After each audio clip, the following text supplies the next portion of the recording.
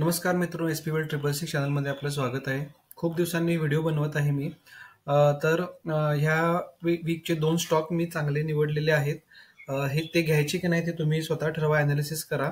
मी घेण्यासाठी काय म्हणजे असं घ्याच सांगत नाही, पण तुम्ही स्वतः ॲनालिसिस करा. त्याचे काही चांगले पॉईंट्स आहेत ते मी शेअर करत आहे. तर त्यातला पहिला स्टॉक आहे की मदरसन सुमी. त्याचं नाव जे चेंज झालेलं आहे की संवर्धना मदरसन इंटरनॅशनल, आणि नंतर एक दुसरा स्टॉक झाला होता की मदरसन वायरिंग. तर त्यातला एक हा स्टॉक आहे मदरसन इंटरनॅशनल. मदरसन सुमी साधारण 1 महिन्यामध्ये 2-2.5% वाढलेला आहे. 1 इयरचं रिटर्न बघितला तर ऑलमोस्ट 1 इयरमध्ये त्याने डबल पैसे केलेले आहेत. म्हणजे मागच्या जर ऑगस्टमध्ये बघितला तर ₹95 होता आणि तो आता ऑलमोस्ट ₹197 आहे. म्हणजे डबल स्टॉक हा झालेला आहे 1 वर्षामध्ये मागील. तर आता जर बघायचं झालं तर व्हॅल्युएशन थोडंसं हाय आहे. एक ऑटोमोबाईल सेक्टर मधला हा स्टॉक आहे. ऑटोमोबाईल इंडस्ट्रीमध्ये पार्ट्स बनवतात आणि जसं कोरोना कमी कमी होत गेला तसं ऑटोमोबाईल सेक्टर पुन्हा एकदा वर आलेलं आहे. त्यामुळं ऑटोमोबाईल सेक्टर आता बूम मध्ये आहे. तर त्यातला हा पहिला स्टॉक आहे. तर एंट्री पॉईंट कुठेही रेड तुम्हाला दिसत नाही, प्रॉफिटेबिलिटी आहे, रेड फ्लॅग कुठेही दिसत नाही तुम्हाला.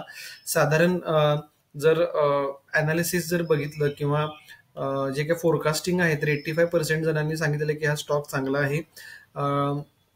सेक्टरचा पी 44च्या आसपास आहे आणि याचा 43 म्हणजे ऑलमोस्ट सेम आहे. तर हा स्टॉक तुम्ही विचारात घेऊ शकता. तर साधारण 5 वर्षाचा रिटर्न बघितला तर 5 वर्षापूर्वी हा स्टॉक एक ₹65 होता 2019ला, आणि आता म्हणला तर त्यानं जवळपास 200 टाइम्स रिटर्न दिलेले आहेत. तर हा जर स्टॉक चार्टवर बघायला गेला तर हे चार्ट लावलेला आहे. तर ऑलमोस्ट हा स्टॉक हाय त्यानं 207 केला होता. त्याच्यानंतर हा स्टॉक रिट्रेस झालेला आहे आणि आताच त्याने एक 50 डेज मुव्हिंग ॲव्हरेजच्या वर क्लोजिंग दिलेलं आहे. तर हा जो स्टॉक आहे ह्या प्राइसला किंवा साधारण 190-95च्या दरम्यान जर आला तर हा घ्या, आणि हा साधारण एक 10 ते 15% येत्या काही दिवसामध्ये वाढू शकतो. कुठेही याच्यामध्ये विकनेस दिसत नाही. जर ट्रेडिंगसाठीच घेणार असेल तर हा स्टॉक साधारण याचा जर स्टॉप लॉस ठेवायचा झाला तर 180च्या दरम्यान तुम्ही स्टॉप लॉस ठेवू शकताय, आणि टार्गेट याचं एक साधारण 15% टार्गेट तुम्ही ठेवू शकताय. 10 ते 15% टार्गेट ठेवू शकताय.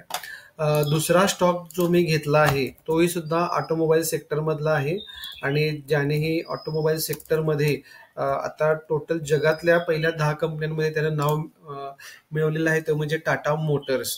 टाटा मोटर्स जर बघितलं तर साधारण 1 वर्षामध्ये पैसे त्याचे सुद्धा चांगले कमावलेले आहे. 77% रिटर्न दिलेला आहे. तर 610 वरून तो स्टॉक आता 1000च्या घरात आहे, 1100च्या घरात आहे. तर इथे कुठेही तुम्हाला रेड फ्लॅग दिसत नाही. एंट्री पॉईंट गुड आहे. सेक्टरच्या पी पेक्षा थोडं व्हॅल्युएशन याचं स्वस्त आहे, 11.63 आहे. आणि जर फोरकास्टिंग पण 65% दिलेलं आहे.